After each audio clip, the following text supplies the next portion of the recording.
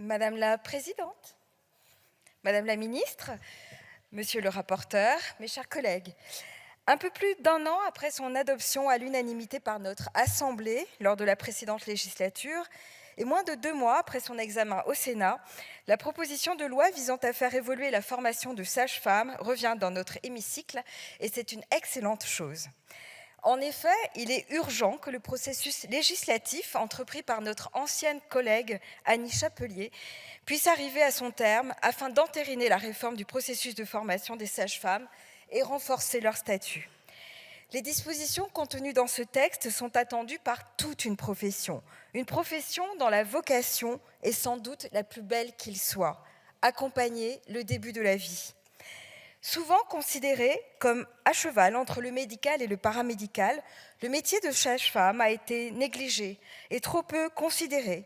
Il a fallu une mobilisation forte et constante de ces professionnels pour que les choses évoluent et que le législateur s'empare enfin de leurs problématiques. Une première étape est donc franchie avec ce texte. Quelles en sont les avancées ? Il permet, en premier lieu, d'intégrer la formation de sage-femme au niveau du 3e cycle universitaire. Pendant trop longtemps, les 24 000 sages-femmes de notre pays se sont formées dans des structures rattachées à des hôpitaux et pas à l'université, comme les autres professions médicales. À partir du 1er septembre 2027, grâce notamment à notre vote, cette anomalie sera réparée.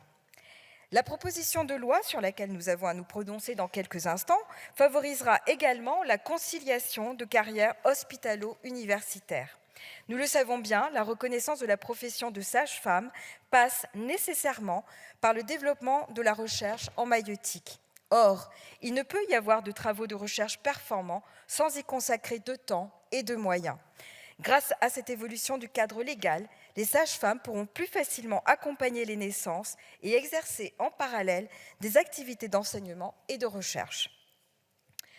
Enfin, ce texte reconnaît la profession de sage-femme comme une activité de pratique médicale à part entière, en l'incorporant dans la nomenclature des activités en France. Il était temps, n'est-ce pas ? Aujourd'hui, notre Assemblée va donc se prononcer sur les 2 derniers articles de cette proposition de loi restant en discussion, l'un relatif à l'intégration universitaire de la formation initiale des sages-femmes et l'autre portant création d'un 3e cycle d'études pour les étudiants en maïeutique. Aucun de ces dispositifs n'a été modifié en commission et le groupe démocrate s'en félicite. À l'instar des autres groupes de cette Assemblée, nous considérons que le texte doit être voté conforme à celui du Sénat. Pourquoi ? Simplement pour permettre une entrée en vigueur le plus rapidement possible.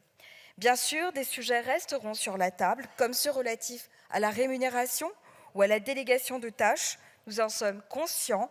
Néanmoins, il nous semble important de conclure cette première étape avant de poursuivre nos travaux et nos discussions avec les différentes parties prenantes.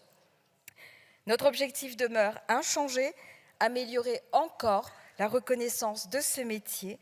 Et comme certaines sages-femmes le disent si bien, on vous fait naître, il faut nous reconnaître. Le groupe démocrate votera donc cette proposition de loi avec enthousiasme.